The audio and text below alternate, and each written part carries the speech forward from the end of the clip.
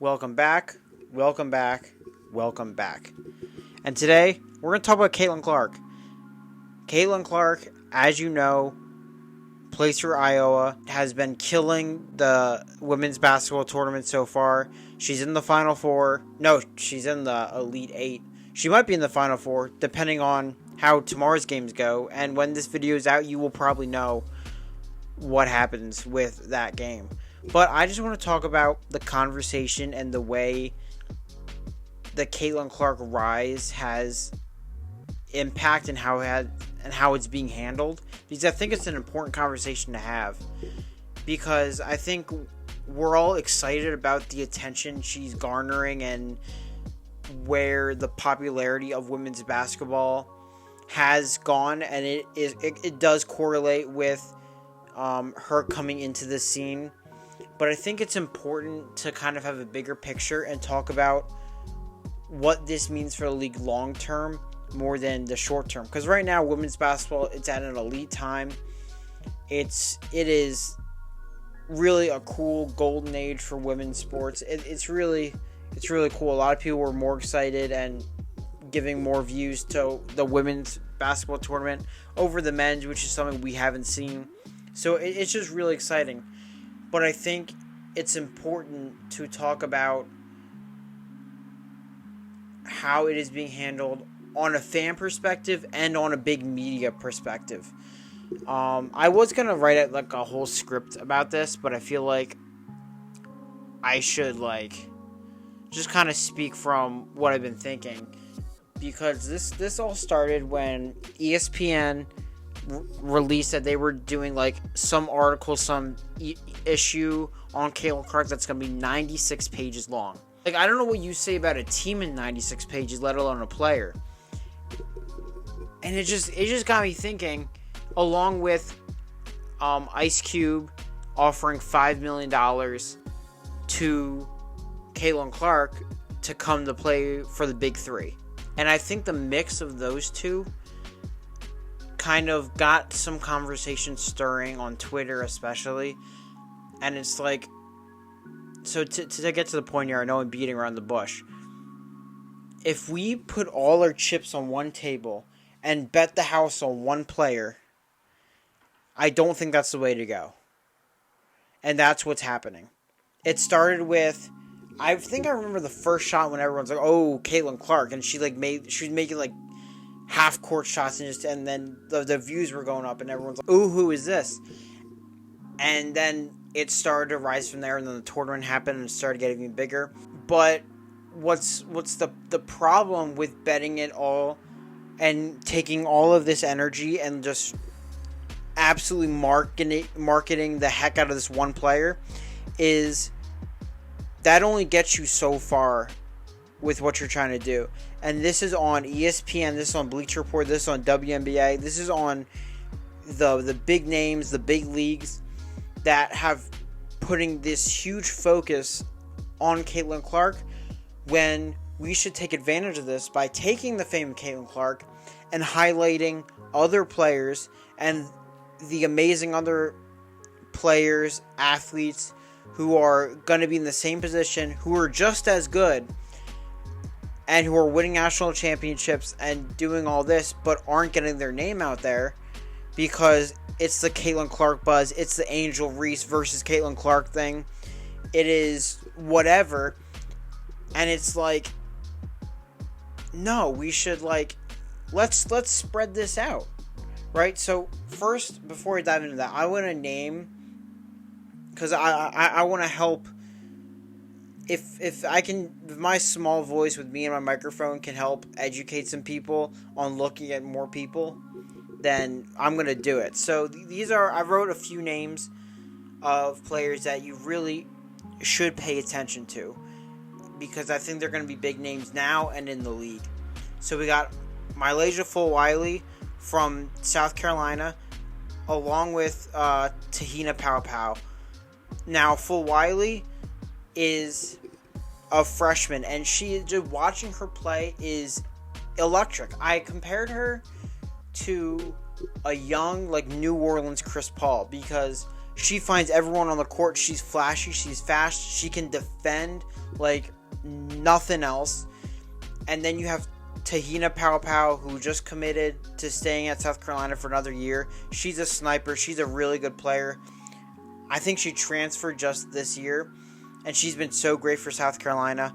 Ashlyn Watkins, or Ashlyn Swatkins, I think she had 8 blocks today in the game, and she's just a monster on the board, a monster with the blocks, a menace on defense. Ashlyn Watkins. Sanaya Rivers, NC State.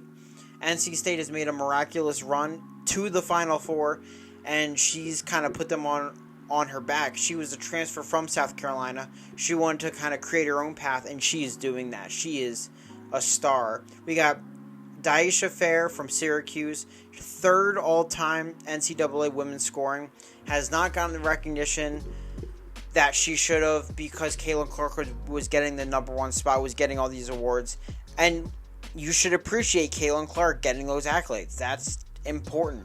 But Fair was playing just at that level, and she was an absolute monster on offense. So know that name, please. We got from LSU, so you know the big names from LSU, obviously, but Anissa Morrow, who transferred from DePaul, Michaela Williams. Anissa Morrow is elite on the defensive end. Elite. And elite forward. Michaela Williams, she will make those shots. She's someone you want to feed the ball to. She is, I don't know how her name hasn't got, like, bigger, but, like, she's so good, man. She really is. Audie Crooks, how can you forget Iowa State? In the tournament this year, I think it was an upset, but she dropped 40 points on 18 of 20 efficiency. It was insane how efficient she was, just dominant on the boards. Kiki Ira-Effen from Stanford, especially the Stanford-Iowa State game, she was knocking down shots. She was. I think she scored like 44. She was a monster. Aaliyah Edwards, UConn, sidekick to Paige Beckers. Not even a sidekick. They're just partners in crime. And she's a monster on the boards as well. We got J.C. Sheldon from Ohio State.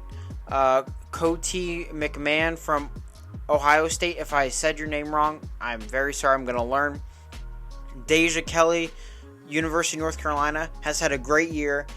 Normally a shooting guard, but there were so many injuries in North Carolina. She had to move to point guard, and she got roasted for losing so bad to South Carolina and getting clamped up.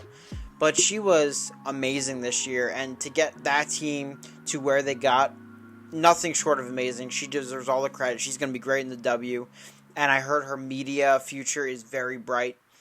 Lauren Betts, UCLA, 6'7", monster, all right? I thought if they could get past Iowa, which they didn't, I think they would have gone to the finals. She led that team extremely good.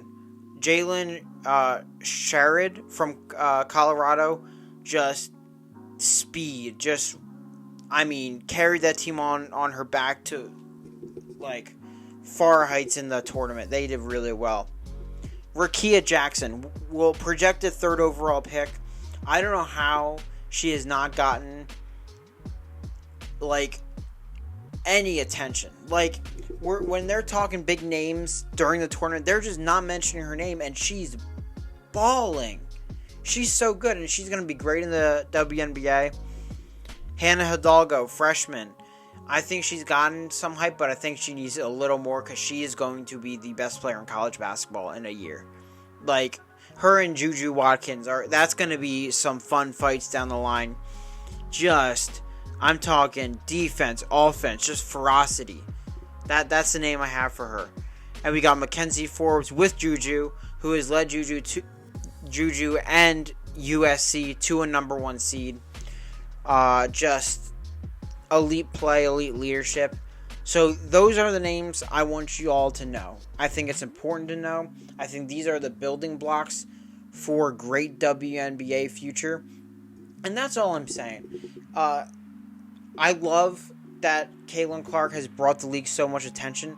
I just don't like how that attention has been handled when you had a golden opportunity to market the entire league, and the discourse has not changed much, which is something I've noticed. It is still the degrading on WNBA players, but then Caitlin Clark. It's like, well, Caitlin Clark is this, and then you talk about everyone else, and I'm like, eh. It's like, whenever the big names, like the big guys on ESPN talk about women's sports, they always say Caitlin Clark first, and then maybe they'll say Juju Watkins. But like, all these names are elite players, and they don't even know them. They don't know them. So how do we expect a league to get built and to reach new heights that it has potential to get to if we're not highlighting this talent that is at the same tier as what Caitlin Clark is doing? Right? I mean, we're so close. We are so close. This is like, I feel like we're at a breaking point where we can really make this a thing. And the thing that bothered me about Ice Cube putting $5 million as an alternate to the WNBA is like, and I know there's been an argument about that, but that's what it's going to do. It's going to say, oh, well, let's see what you can do against men. What about all these women that fight for jobs, because it's so hard to get a roster spot in the WNBA, and they are so good, and they have to go overseas to play because they're not getting paid enough in the WNBA, or they just want to play overseas, and it's like disrespecting that and just throwing money at Caitlin Clark and only Caitlin Clark for your league is not supporting women's sports. It's not. You can paint it up as that so it makes your league look better, but that's not what it's doing. It's saying, oh, if we get Caitlin Clark on, we can get our league that has tried to be relevant for 7 years and hasn't been really relevant. It can give us some, make us relevant for a minute. That's all it's doing. And they can paint it up as whatever it is. And I think that's really encapsulates what the conversation is and is going to be. Because imagine if Caitlin Clark doesn't work. Imagine if her style in the WNBA, she just can't find her footing. It becomes too physical, whatever. Or imagine, God forbid, she gets hurt. And it's like, it's just not the same. Then all that attention that you have built up because of this era is all gone because you failed to lift up these women's names who work just as hard and are just as good. And it's like, it's frustrating. It's really, really frustrating because this should be a good time, a happy time for women's sports, which it is. But I think this is covering up. This is just a Band-Aid on the issue, right?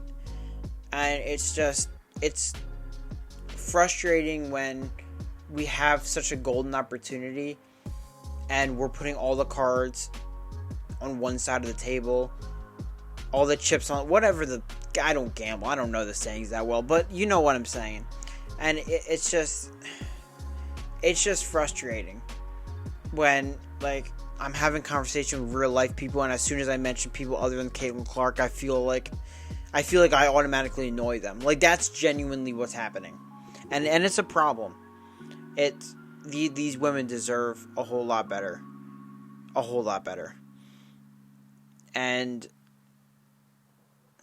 yeah, I could go in so much more deeper on the issues that this is stemming from. We can talk about the racial issues because there is no reason Rakia Jackson should not have at least close to the hype that Caitlin Clark is, the way she's played.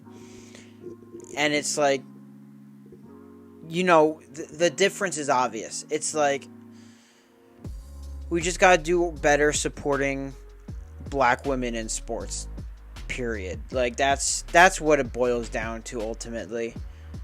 And it needs to be better because this is a black women-led sport, and we need to give them the attention and respect and the flowers that they deserve.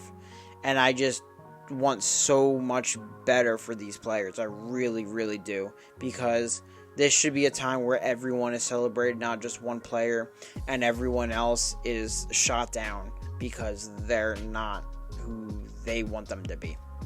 I don't know. A lot of you probably won't agree, and that's fine. I'm not gonna try to convince you. I hope to convince you, but I'm not. It's a lot. Well, let me know what you think. Let me know what you think about this whole situation. I could say, do you think I'm overreacting? But I don't think I am. You can say I am, but I don't think I am. I think this is the golden opportunity, and if they do not fully, which they haven't, just embraced it and included everyone, I think you're making a big mistake, and it's only going to be momentary success for women's basketball if we go down this path. So yeah, like, comment, subscribe, please share. We got some exciting stuff in the works, so please stay tuned. And yeah, let me know what you think. What do you want me to talk about next? Peace.